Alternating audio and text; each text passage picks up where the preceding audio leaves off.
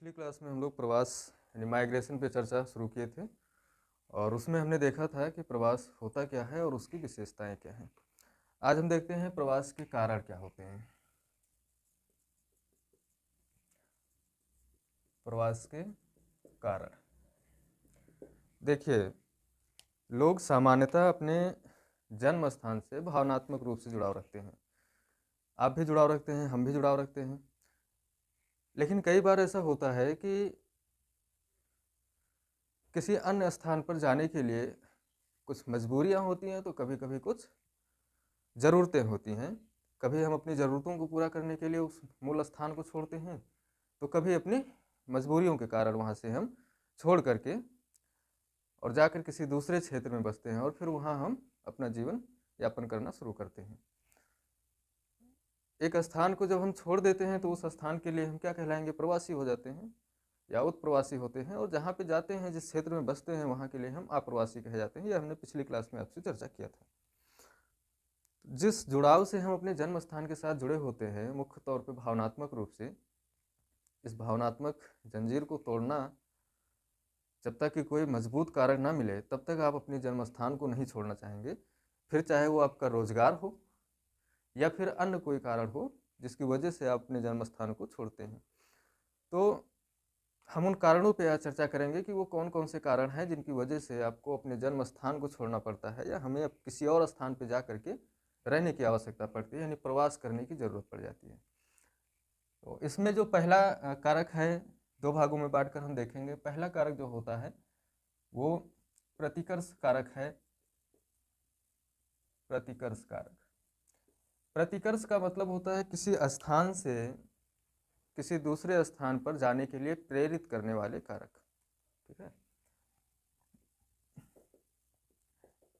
किसी स्थान से किसी दूसरे स्थान पर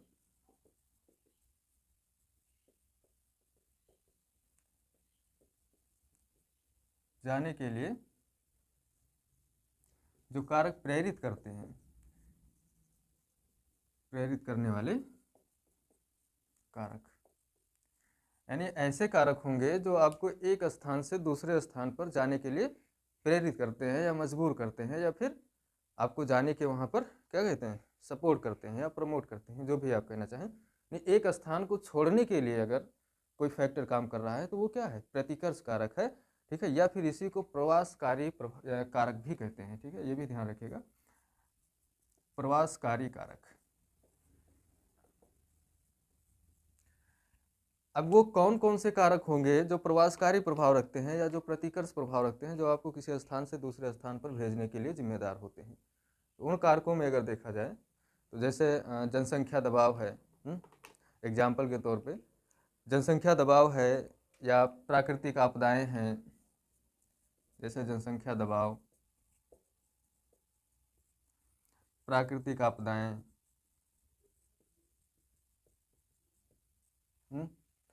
आर्थिक स्थिति का बहुत अच्छा ना होना, गरीबी है, गृह युद्ध है, ये सब क्या कारक हैं?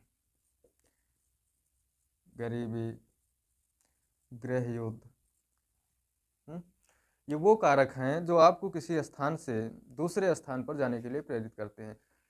जैसे इधर 2019, 20, 21 में आपने देखा कि कोविड बीमारी या महामारी भी एक कारण बन सकता है इसका, जो प्रवास को क्या करता है? प्रेरित करता है। जैसे महामारी है,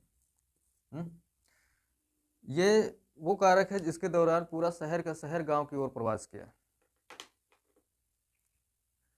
तो जब ये सारे फैक्टर किसी जगह पे एक्टिव हो जाएं, अब कोई क्षेत्र ऐसा है जहाँ पे प्राकृतिक आपदाओं की बारंबारता बढ़ जाती है, वहाँ पे प्राकृतिक आपदाएं आना शुरू हो जाती हैं और लगातार आती हैं। जैसे भूकंप आने लगे किसी क्षेत्र में, रोज मकान ही गिरता रहे, तो फिर क्या होगा? उस क्षेत्र को छोड़ना पड़ेगा।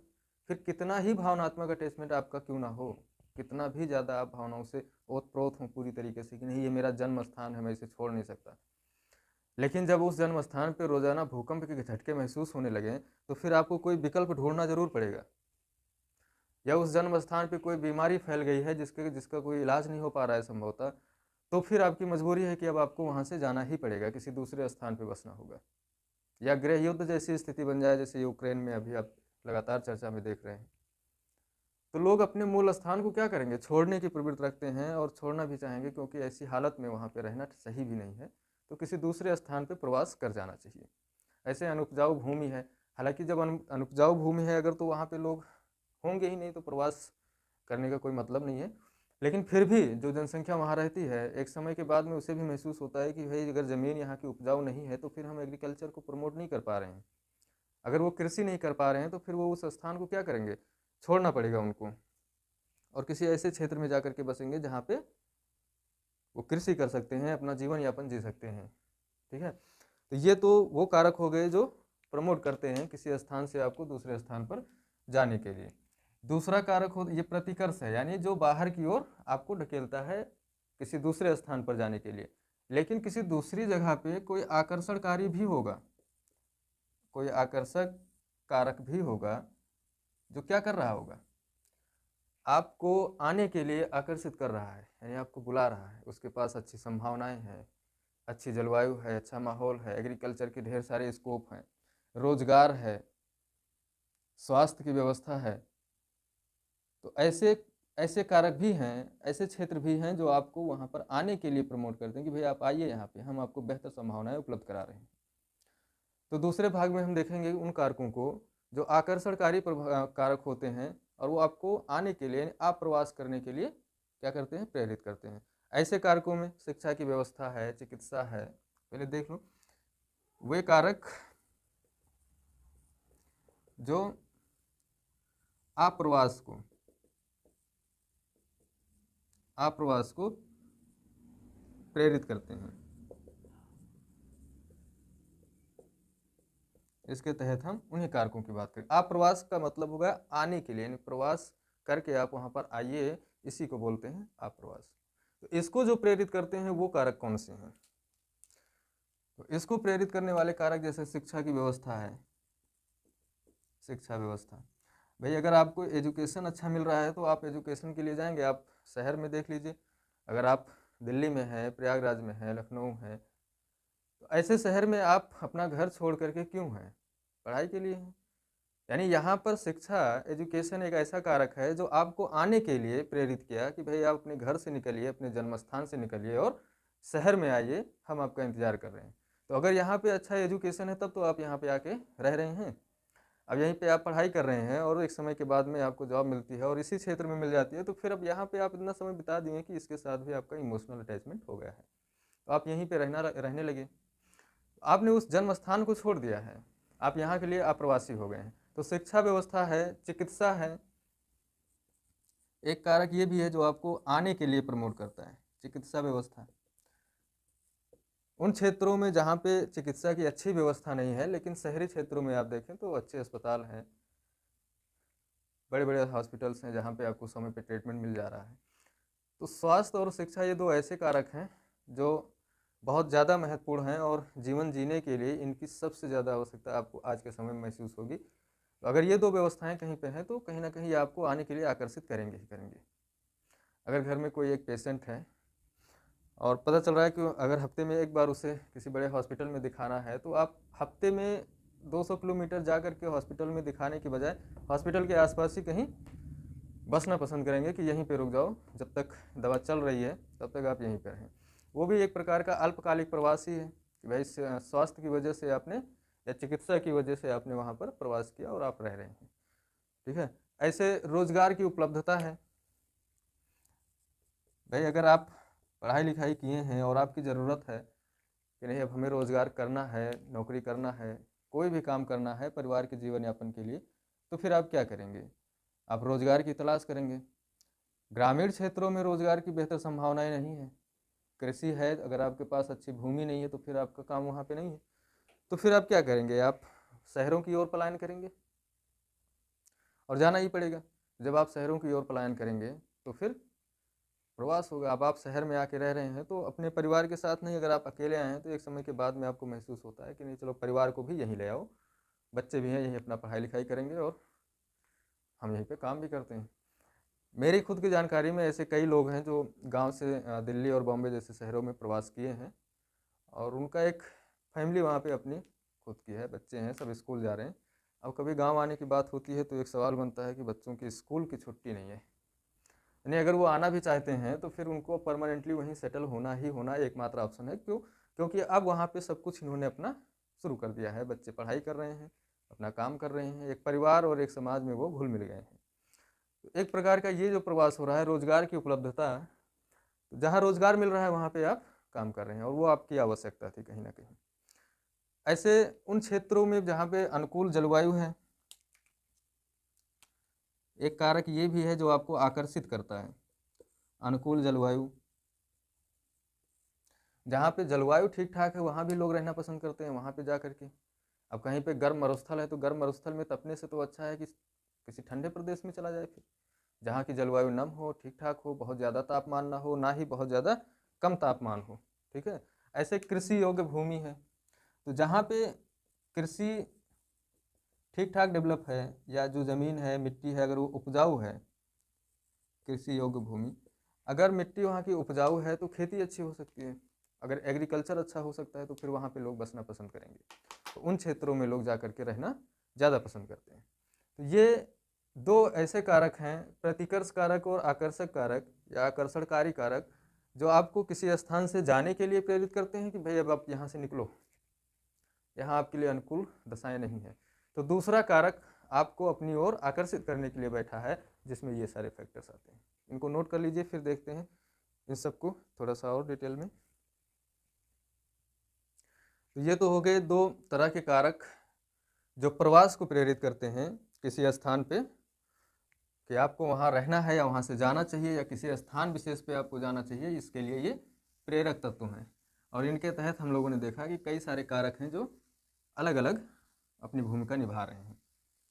तो अब इन दोनों विशेषताओं को हम एक जगह पे देखते हैं। ये तो होगा एक ओवरव्यू जो आपने देखा। अब प्रवास के कारणों में हम देखें, कारण वो भी था, लेकिन यहाँ हम थोड़ा हेडिंग करके देखते हैं, मुख्य हेडिंग बना के। तो आर्थिक कारक, आपको इन्हीं को एक्सप्लेन करना होगा। जब कोई कभी मेंस आंसर राइटिंग में आप पूछा जाएगा कि प्रवास या माइग्रेशन के कारणों पर चर्चा कीजिए, तो आपको इसी वे में आपको लिखना होगा।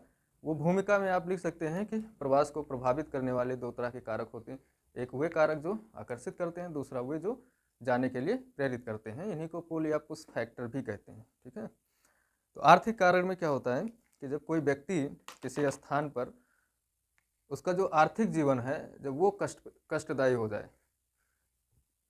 यानी उसके पास गरीबी हो, बेरोजगारी हो, कृषि योग्य भूमि ना हो, उसको लगने लगे कि भाई यहाँ पे मेरे जीवन की कोई बेहतर संभावनाएं नहीं है, तब वो क्या करता है, तब वो अपने स्थान को वहाँ से छोड़ने के लिए मजबूर होता है। जैसे आमतौर पे इस तरह का प्रवास जो आप देखते हैं वो ग्रामीण से शहरी क्षेत्रों की ओर होता है। ठीक है, ग्रामीण से शहरी क्षेत्रों की ओर होता है ये प्रवास। तो इसमें आप लिख लीजिए एग्जाम्पल, ग्रामीण से शहरी सामान्य तौर पे। क्यों? क्योंकि ग्रामीण अर्थव्यवस्था में परिवार ज़्यादा होता है, लोग ज़्यादा होते हैं, और काम करने का जो फील्ड है उनका एग्रीकल्चर ही है, मुख्य तौर पे एग्रीकल्चर या पशुपालन। तो जब प्राथमिक आर्थिक क्रियाकलाप जो हैं प्राइमरी सेक्टर, उसमें इतना ज़्यादा भी स्कोप नहीं होता है कि आप परिवार के 8 लोग मिलकर के वहाँ पे काम कर सकें। करना चाहें तो आप 80 लोग भी कर सकते हैं, लेकिन अगर आप ये चाहते हैं कि हम सब काम करें और एक बेहतर आर्थिक जीवन जिएं, तो ऐसा संभव नहीं हो पा रहा है, क्योंकि कृषि जो आपके पास है वो 2 या 3 लोगों के लिए पर्याप्त है। आप उतने लोग वहाँ पे नियोजित हो सकते हैं, लेकिन उससे ज़्यादा लोग जो उसमें काम कर रहे हैं वो क्या हैं, वो बेरोजगार ही हैं, बशर्ते वो दिखाई नहीं देता। अर्थव्यवस्था में इसे छिपी हुई बेरोजगारी कहते हैं। तो जब खर्चे ज़्यादा हैं और इनकम कम हो रही है एग्रीकल्चर से, तो फिर अब आपका जो आर्थिक जीवन है वो कष्टदायी हो ही जाएगा, क्योंकि ना तो आपको अच्छा स्वास्थ्य है, ना ही आपकी अच्छी शिक्षा है, ना ही आपका खान पान, यानी जीवन स्तर जब आपका बेहतर नहीं होगा तो फिर आप किधर जाएंगे? नौकरी की तलाश में। और नौकरी कहाँ मिलेगी आपको? जहाँ पे उद्योग होंगे, जहाँ पे धंधे होंगे। और ऐसा क्षेत्र कौन सा होगा? वो क्षेत्र जहाँ नगरीकरण हुआ है। नगरीकरण यानी शहरीकरण। तो शहरों की ओर जो पलायन होता है, जो प्रवास होता है, वो मुख्य रूप से क्यों होता है? वो आर्थिक कारक होते हैं। कौन से? आर्थिक जीवन को बेहतर बनाने की इच्छा रखने वाले ग्रामीण से शहरी की ओर पलायन करते हैं। ठीक है, ये गांव से शहर इसके एग्जाम्पल की अगर बात करें तो आप देखेंगे इंटरनेशनल लेवल पे एशिया से यूरोप की ओर लोग प्लान कर रहे हैं, ठीक है, एशिया से यूरोप की ओर इनकी प्लान होती है। पहले आप जब औद्योगिकरण से पहले अगर देखा जाए, यूरोप से लोग, जब यूरोप की सबसे पहले औद्योगिकरण वहीं पे हुआ, वहाँ की जनसंख्या ज़मीन की तलाश में प्रवास की, एक बड़ी जनसंख्या प्रवास की थी अलग अलग महाद्वीपों पर। यह भी आपको मिलता है एग्जाम्पल में, अमेरिका हो गया, एशिया हो गया, अफ्रीका हो गया, इन सब जगहों पर वो कृषि योग्य भूमि की तलाश में प्रवास किए थे बहुत भारी मात्रा में। भारत में जब इंडस्ट्रियलाइजेशन हुआ, औद्योगिकरण हुआ, उससे जस्ट पहले वाली स्थिति जब थी, उस समय जब भारत के हस्तशिल्प उद्योग जो थे या कुटीर उद्योग भारत के, जब इनको अंग्रेजों ने समाप्त किया, मशीनीकरण की स्थिति आई भारत में, तब लोग बेरोजगार हुए। अब देखिए, जो कुटीर उद्योग थे उनका संकेंद्रण कहीं ना कहीं ग्रामीण क्षेत्रों में रहा है सबसे ज़्यादा। अब हस्तशिल्प उद्योग तो गांव का उद्योग है, शहरों में इनका व्यापार होता था, इनको बेचने के लिए लोग लाते थे। आज एक बहुत ही महत्वपूर्ण योजना चल रही है उत्तर प्रदेश की, एक जिला एक उत्पाद योजना। ये आपको आपके इतिहास को दिखाता है कि ऐसे उत्पाद हमारे पास पूर्व औद्योगिक काल में थे, जो कि एक समय तक, अब तो खैर ये मेले में दिखाई दिया जाता है, ये प्रदर्शनी लगती है, तो अब इसका उस तरीके से जैसा हम उस समय इस्तेमाल करते थे या उस हिसाब से आज नहीं देख पा रहे हैं। आज तो शौकिया के तौर पे कि नहीं, शौक है, अच्छी लगती है चीज़ें इसलिए खरीदो। लेकिन एक पहचान फिर से स्थापित करने के प्रयास सरकार भी कर रही है और स्थानीय लोग भी कर रहे हैं, एक जिला एक उत्पाद योजना के तहत। इसमें क्या होता है कि सभी जिलों से कोई ना कोई एक उत्पाद जो प्रमुख है उस जिले का, उसको शामिल किया जाता है और उसे प्रमोट करने का प्रयास किया जा रहा है इस योजना के तहत। तो ये जो कुटीर उद्योग थे पूर्व औद्योगिक काल में, जब इनको समाप्त कर दिया अंग्रेजों ने मशीनें ला करके, तो फिर ये जो उस कार्य में संलग्न व्यक्ति थे, जितने लोग जो उससे रोजी रोटी अपना कमा रहे थे, वो सब फ्री हो गए, सारे हाथ खाली हो गए। तब प्रवास हुआ था भारी मात्रा में शहरों की ओर रोजगार की तलाश में, क्योंकि ग्रामीण क्षेत्र के उद्योग खत्म हो गए। जब तो भाई अब लोगों को रोजगार तो चाहिए, क्योंकि खाना है तो कमाना तो पड़ेगा कुछ ना कुछ, और उसके लिए फिर एक ही ऑप्शन बचा था कि शहर की ओर चलो।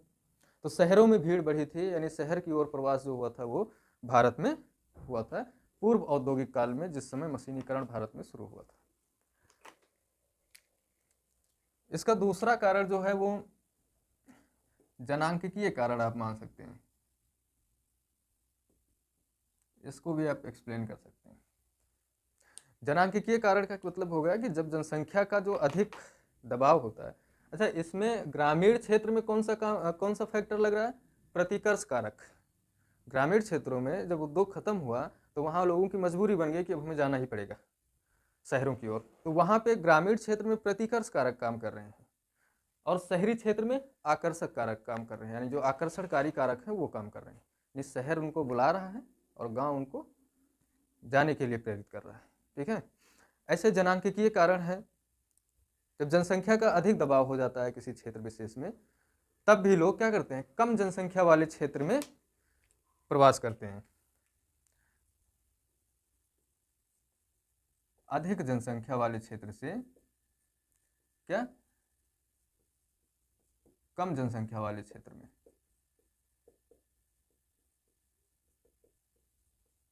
प्रवास। जब किसी क्षेत्र में जनसंख्या अधिक हो जाती है तो फिर उस क्षेत्र के संसाधनों पे दबाव बनेगा। भाई जो भी जनसंख्या है वो क्या करेगा? अब ये तो है नहीं कि इलाहाबाद की जनसंख्या दिल्ली के संसाधनों पर निर्भर है। भाई इलाहाबाद की जनसंख्या इलाहाबाद के संसाधनों पर, यानी प्रयागराज के संसाधनों पर ही निर्भर है। तो अगर यहाँ की जनसंख्या में अचानक 10 लाख की वृद्धि कर दी जाए एक साल में, तो संसाधन में तो इतनी तेजी से वृद्धि होगी नहीं। तो फिर यहाँ पे क्या होगा, संसाधनों की कमी हो जाएगी, महंगाई आएगी और भी समस्याएं आएंगी। परिणाम ये होगा कि इस शहर से लोग धीरे धीरे हटना शुरू करेंगे, किसी दूसरी जगह पे जाना शुरू करेंगे जहाँ पे ये अनुकूल स्थितियाँ हों। तो जिन क्षेत्रों में जनसंख्या अधिक होती है उन क्षेत्रों से कम जनसंख्या वाले क्षेत्र में प्रवास होता है, ठीक है।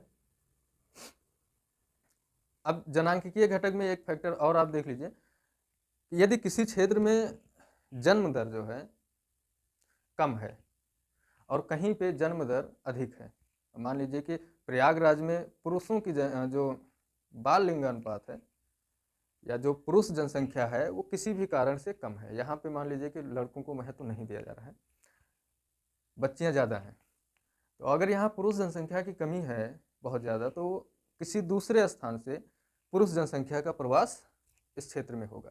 ठीक इसी तरीके से कि अगर महिला जनसंख्या या स्त्री जनसंख्या का अधिक अनुपात है तो इनका भी प्रवास किसी दूसरे स्थान पर होगा। तो ये से कहते हैं ना कि जनांकिकीय संतुलन, एक शब्द इस्तेमाल होता है। तो जनांकिकीय संतुलन बनाने के उद्देश्य से भी कहीं ना कहीं प्रवास होते हैं। ये जनसंख्या के जनांकिकीय कारक हैं कि अगर जन्म दर और मृत्यु दर में असमानताएं हैं तो उसको संतुलित करने के लिए भी जो भी फैक्टर इसमें, चाहे वो पुरुष हो या महिला हो, जिनकी कमी होगी उनका अप्रवास होगा और जिनकी अधिकता होगी उनका क्या होगा, उत्प्रवास होगा। ठीक है, तो ये सामान्य सी बात है कि जनांकिकीय घटकों में ऐसा होना तय है। और इस तरह का प्रवास आप देखेंगे कभी तो जो भारत का ग्रामीण क्षेत्र है, ग्रामीण क्षेत्र क्या पूरे भारत की बात कर लें, भारत की परंपरा में यह है कि शादी के बाद में बेटियां ससुराल की ओर पलायन करती हैं। अभी मैं प्रवास के प्रकार में आपसे ये बात करेंगे कि सबसे ज़्यादा प्रवास भारत में ग्रामीण से ग्रामीण होता है और उसमें जो सबसे ज़्यादा योगदान है वो महिलाओं का है, जो कि मायके से ससुराल की ओर पलायन करती हैं। अब ये परंपरा ये है कि हर लड़की को जो शादी के बाद प्रवास करना ही करना है, एक गांव से दूसरे गांव की ओर, यानी ग्रामीण से ग्रामीण या शहर से ग्रामीण कोई भी हो, लेकिन महिलाओं का जो प्रवास है वो इस रूप में सर्वाधिक होता है। तो ये भी कहीं ना कहीं जनांकिकीय घटक ही है। भाई जिस क्षेत्र में महिलाएं प्रवास करके जिस एक गांव से दूसरे गांव में जा रही हैं तो वहाँ का जो जनांकिकीय स्थिति है, जो डेमोग्राफिक है, उसमें चेंजिंग आ रही है और जहाँ से जा रही है वहाँ भी बदलाव आ रहा है इस चीज़ का। ऐसे तीसरा घटक जो है वो सामाजिक घटक है। सामाजिक घटक में देख लेते हैं क्या क्या आता है, या सामाजिक घटक या कारक जो भी हो। जैसे मैंने बताया कि विवाह के उपरांत लड़कियों का ससुराल की ओर पलायन करना, शिक्षा, स्वास्थ्य, मानसिक विकास या बच्चों के उज्जवल भविष्य के लिए भी लोग क्या करते हैं, प्रवास करते हैं। इसमें बहुत सारे कारक आते हैं समाज में, जैसे विवाह, शिक्षा, स्वास्थ्य, ऐसे सामाजिक कुरीतियां जैसे जातिगत भेदभाव, ये सब ऐसे कारक हैं। आपको बताएं जो भारत में छुआछूत और ऊंच नीच की भावना, अमीर गरीब की भावना, जातिवाद, समुदायवाद, ये सारी जो बातें हैं ये सब क्या है, कहीं ना कहीं एक समाज की एक बुराई ही है। इन सब के होते हुए अब आज के समय में तो ये चीज़ें लगभग समाप्त हो गई हैं, लेकिन अभी भी इनके लक्षण आपको कहीं ना कहीं दिखाई दे ही देंगे। जो थोड़ा सा पिछड़ा क्षेत्र है आप वहाँ पे अगर नज़र डालें तो अभी ये सारी विशेषताएं वहाँ पे मिल जाएंगी। जातिगत भेदभाव या ऊंच नीच की भावना जो होती है, ऊंच नीच की भावना, विवाह के उपरांत प्रवास होता है। अच्छी शिक्षा के लिए शिक्षा व्यवस्था, इलाहाबाद या प्रयागराज जो यूनिवर्सिटी है, केंद्रीय विश्वविद्यालय, आप यहाँ पे उत्तर प्रदेश के हर कोने से या अलग से भी देश के लगभग सभी हिस्सों से बच्चे यहाँ पे आके रह रहे हैं और पढ़ाई कर रहे हैं अपना यूनिवर्सिटीज़ में या कंपटीशन में जहाँ भी वो लगे हैं कर रहे हैं। तो कहीं ना कहीं ये शिक्षा का केंद्र है। ऐसे दिल्ली है, तो जो अलग अलग क्षेत्रों में एजुकेशन सेंटर बना उसकी वजह से भी जनसंख्या, एक बहुत बड़ी जनसंख्या युवाओं की जो प्रवास करके शहरों में आई और अपनी अच्छे भविष्य के लिए पढ़ाई लिखाई कर रहे हैं। ऐसे स्वास्थ्य भी है। जातिगत भेदभाव ये तो हो गया शिक्षा और स्वास्थ्य जो आकर्षित करता है आपको, यानी ये आकर्षणकारी प्रभाव रखते हैं। लेकिन जातिगत भेदभाव, ऊंच नीच की भावना, ये सब क्या है भाई? जिस समाज में लोग किसी व्यक्ति को अपने बगल में बैठने की इजाज़त ना दे रहे हों, वो व्यक्ति क्या सोचेगा, भाई ऐसे समाज में रहने से तो अच्छा शहर है, कम से कम वहाँ कोई ये नहीं पूछता है कि भाई तुम किस जाति के हो। वहाँ पे लोग साथ में चलने से नहीं कतराते हैं, वहाँ पे लोग ऐसी बातें नहीं करते हैं जिससे कि हमारा आत्मसम्मान को ठेस पहुँचे। तो अगर ऐसी भावना किसी क्षेत्र में या किसी समाज में या देश के किसी भी कोने में है तो उस क्षेत्र से लोग क्या करेंगे, निकल करके ऐसे समाज में जाना चाहेंगे जहाँ पे उनके सम्मान को सम्मानित किया जा सके, जो उनको इस तरह से इंसल्ट ना हो उनका कि वो अपने आप को नीच महसूस करें या छोटा महसूस करते हों। पहले के समाज में चूँकि बहुत था ये, लेकिन अब तो खैर बहुत कम दिखाई देता है, पर है अभी भी भारतीय समाज में ये भावना। ठीक है, ये सब समाज के कारक हैं जो बाहर भेजने के लिए प्रेरित करते हैं, और कुछ कारक हैं जो अपनी ओर आकर्षित करने के लिए आपको प्रेरित करते हैं कि आप इधर आइए, हम आपको बेहतर संभावनाएं देते हैं। ऐसे भौगोलिक कारक, भाई जहाँ भूगोल अच्छा है, इसमें जलवायु है, किसी क्षेत्र की जलवायु कैसी है वो डिपेंड करती है कि आप उस क्षेत्र में रहना चाहेंगे कि नहीं। या भू आकृति है, अब पता लगा किसी क्षेत्र में सूखा, बाढ़ या गर्म जलवायु है या मरुस्थलीय क्षेत्र है, तो ऐसे क्षेत्रों में अगर इस तरह की जलवायु मिलती है तो फिर वहाँ पे जनसंख्या भी रहना नहीं चाहेगी। या फिर पता लगा कि पहाड़ी क्षेत्र है, वहाँ भी लोग अगर थोड़ी सी भी संभावना मिलती है तो उस क्षेत्र से लोग प्रवास कर जाते हैं और ऐसे क्षेत्र में जाते हैं जो थोड़ा मैदानी हो, जहाँ पे अच्छी संभावनाएं हो और बेहतर स्थलाकृतियाँ हो, न सूखे का डर हो उनको, न बाढ़ का डर हो, और बेहतर जीवन जी सके, अनुकूल भौगोलिक दशाएं हैं, वहाँ पे लोग रहना पसंद करते हैं। धार्मिक घटक भी काम करते हैं।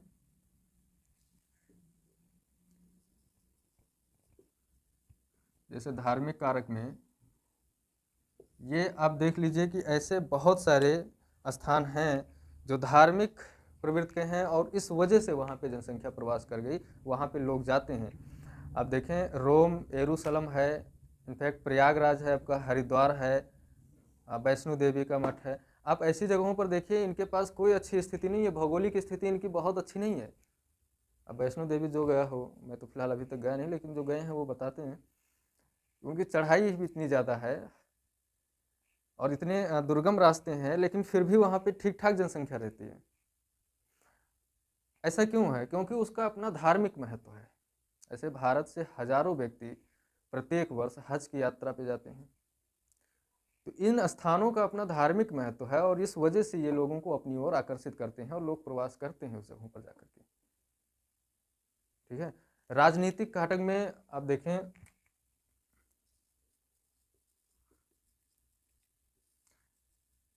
राजनीतिक कारक, किसी भी देश या समाज की जो पॉलिसीज होती हैं, जो पॉलिटिक्स होता है, अगर वो बेहतर है तो वहाँ पे लोग ज़्यादा रहना पसंद करेंगे। अगर कानून है थोड़ा सा उदार है, व्यवहारिक कानून है, तो ठीक है। अगर लोगों को ये भय है, जैसे गृह युद्ध, अब अगर किसी देश में गृह युद्ध की स्थिति बनी हुई है, यानी आंतरिक भागों में अशांति बनी हुई है, किसी देश में आपस में किसी भी चौराहे पे बम फूट जा रहा है, कहीं भी दंगे हो सकते हैं, कुछ भी हो सकता है, तो ऐसे एक भय बना रहता है लोगों के मन में कि भाई पता नहीं कब मेरे साथ ऐसा हो जाए। तो भी लोग संभावनाएं ढूंढते रहते हैं कि कहीं किसी और जगह पे जहाँ की राजनीतिक स्थिति ठीक हो, जहाँ पे शांति हो, जहाँ पे भय ना हो, ऐसे क्षेत्रों में जाकर के रहने के लिए वो लोग अपॉर्चुनिटी ढूंढते रहते हैं और जैसे ही मौका मिलता है वो वहाँ से क्या करते हैं, रफू चक्कर हो जाते हैं, किसी दूसरे क्षेत्र में जाकर के वो अपना फिर से दूसरा घर बनाते हैं और वहाँ पे लोग रहना चाहते हैं। गृह युद्ध की एक बड़ी घटना आप देखें, 1971 के समय जब भारत बांग्लादेश या भारत पाक के साथ जब लड़ाई हुई और जब बांग्लादेश से आप देखेंगे तो लाखों लोग भारत में आए थे 1971-72 के दौरान, और आज भी बांग्लादेश से या म्यांमार से लोग प्रवास कर रहे हैं लगातार भारत में, लीगल इलीगल हर तरीके से आते हैं। तो ये एक बड़ा प्रवास रहा है कि जब बांग्लादेश से लाखों प्रवासी भारत आए थे, और वो उसमें मैक्सिमम ने तो यहाँ की नागरिकता भी ले ली है अब तक। ठीक है। तो द्वितीय विश्व युद्ध के बाद में एक घटना, यहूदियों को विश्व के अधिकांश देशों से निकाल फेंका गया और उनको किसी एक जगह पे यानी फिलिस्तीन में बसने के लिए क्या किया गया, मजबूर किया गया। भाई आप जितने यहूदी हो वो सब के सब कहाँ बस जाओ, फिलिस्तीन में बसो, बाकी विश्व के किसी भी हिस्से में आपको कोई जगह नहीं मिलेगी। ये सेकेंड वर्ल्ड वार के समय हुआ, उसके बाद की ये घटना है। तो ये भी एक बड़ा प्रवास था। अब ये युद्ध की स्थिति है, राजनीतिक कारकों में जब कभी युद्ध की स्थिति बन जाती है तो इस तरह के प्रवास दिखाई देते हैं आपको। शासकीय नीति, शासकीय नीति का मतलब हो गया कि किसी देश या किसी समाज की जो पॉलिसीज होती हैं वो तय करती हैं कि उस देश या समाज में लोग आना पसंद करेंगे या फिर वहाँ से जाना पसंद करते हैं। ठीक है। अब जैसे कि भारत की जो पॉलिसीज रही है वो उदार पॉलिसी रही है। अभी कुछ समय पहले रोहिंग्या का मामला आपने सुना होगा, इसमें भी हम बहुत मतलब कड़ाई, जब बहुत ज़्यादा कड़ाई रखे हैं कि नहीं हम अपने यहाँ इनको एक्सेप्ट नहीं कर रहे हैं, उसके बाद भी यहाँ पे ठीक ठाक मात्रा आ गई भारत में। तो हम कितने भी कड़े हो जाएं उसके बाद भी हम इतने उदार होते हैं कि लोगों के मन में भय नहीं होता है कि नहीं हम वहाँ नहीं जाएं, नहीं तो हमारे साथ गलत होगा। ऐसे विकास की भी नीतियाँ यानी डेवलपमेंट पॉलिसीज जो होती हैं, अगर वो बेहतर हैं तो लोग वहाँ और अच्छे से रहना चाहेंगे। तो शासकीय नीतियां भी कहीं ना कहीं ये तय करती हैं कि किसी देश में प्रवास आएगा या फिर लोग प्रवास करके जाएंगे। ठीक है, तो ये सारे कुछ कारक थे जिन पे आपसे बातें हुई है, जो प्रवास के कारणों में आप लिख सकते हैं। अब हमने अगर देख लिया कि प्रवास के कारण क्या है, क्यों प्रवास होता है, तो फिर ये देख लेते हैं कि जब व्यक्ति किसी एक स्थान से दूसरे स्थान पर जाता है तो फिर प्रभाव क्या डालता है, यानी उसका परिणाम क्या होगा किसी एक स्थान से दूसरे स्थान पर जाने के लिए। तो अगली हेडिंग बना लीजिए कि प्रवास के परिणाम।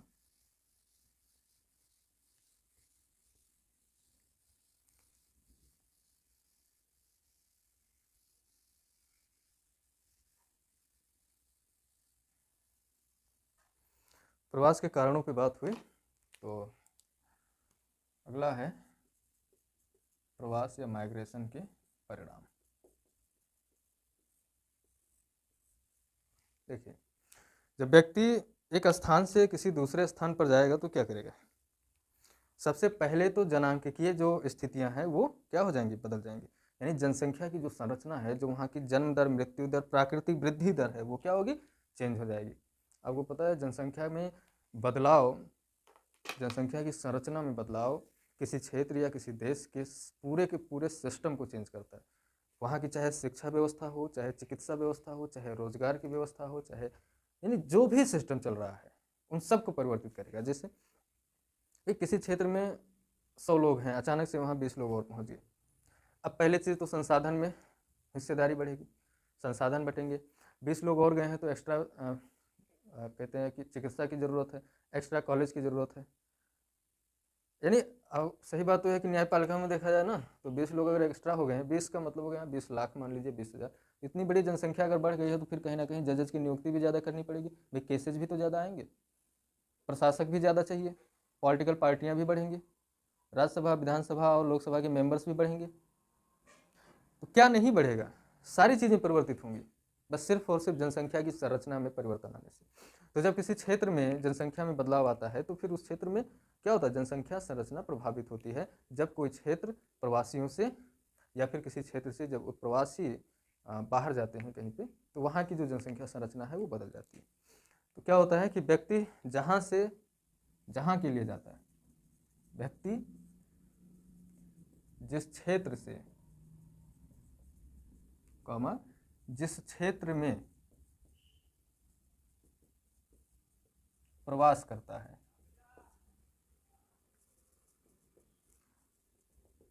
वहाँ की जनसंख्या संरचना प्रभावित करता है, जनसंख्या संरचना में बदलाव आता है। और इस बदलाव के कारण और क्या बदलाव आता है, ये समाज है, जनसंख्या सामाजिक विषय है, इसका कोई और छोर नहीं है, आप यहीं तक रहिए। इसके कारण बहुत सारे बदलाव आएंगे, ये आपका काम है कि अब आप आगे सोचिए कि क्या चेंजिंग आएगा। जनसंख्या की जब संरचना बदलेगी, यानी किसी क्षेत्र में कम है अचानक बढ़ जाए, या किसी क्षेत्र में जनसंख्या और कम हो जाए, तो उसका क्या प्रभाव पड़ेगा और किन किन क्षेत्रों पर पड़ेगा। टेक्नोलॉजी है, स्वास्थ्य है, शिक्षा है, ठीक है, तो पॉलिसीज़ हैं, योजनाएं हैं, सड़क, रोजगार, परिवहन, इन सब पे हर फील्ड में इसका प्रभाव पड़ेगा। वो आप सोचने का विषय है, आप खुद सोचिए उस पर, ठीक है। और जितना भी आप सोचेंगे कहीं ना कहीं ये नुकसान नहीं होगा, बशर्ते अभी जो जनसंख्या भूगोल में आप पढ़ रहे हैं उसके लिए इतना तक, यहीं तक जाना हमारी सीमा है, इसके आगे हम नहीं जा सकते हैं, ठीक है। क्योंकि इसके आगे फिर वही हो जाएगा कि आप एक्सप्लेन करते जाएं और कारक जुड़ते जाएंगे, इनका कोई और छोर है नहीं।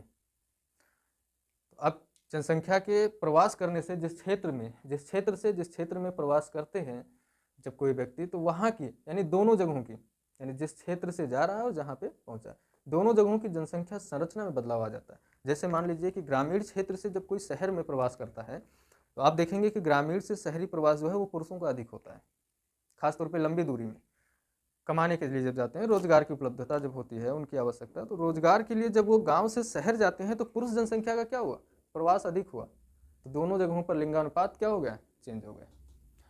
अब मान लीजिए 1000 पुरुष किसी क्षेत्र से निकले और वो किसी शहर में चले गए, सिर्फ पुरुष ही पुरुष,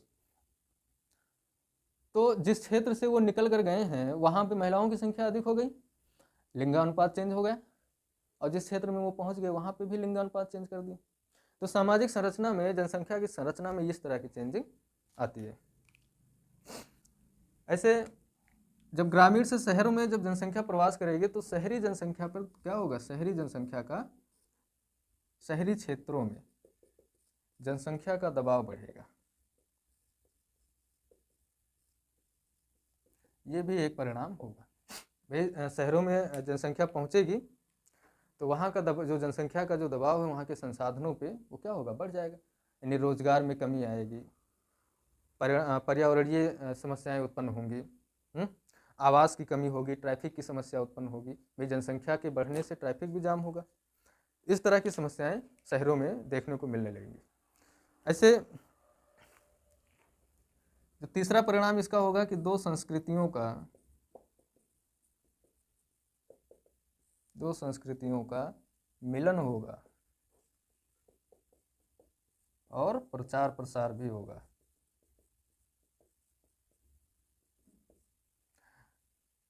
नहीं, कोई बिहार से निकला है, कर्नाटक में जाके नौकरी कर रहा है, बेंगलुरु में। कोई उत्तर प्रदेश का है, बॉम्बे में रह रहा है।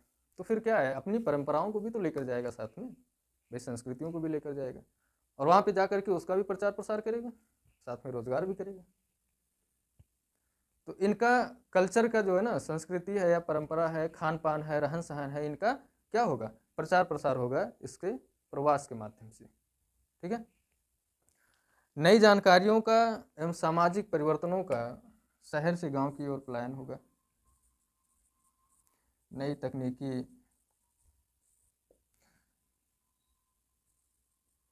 तकनीकी का या कोई सामाजिक परिवर्तन हो रहा है,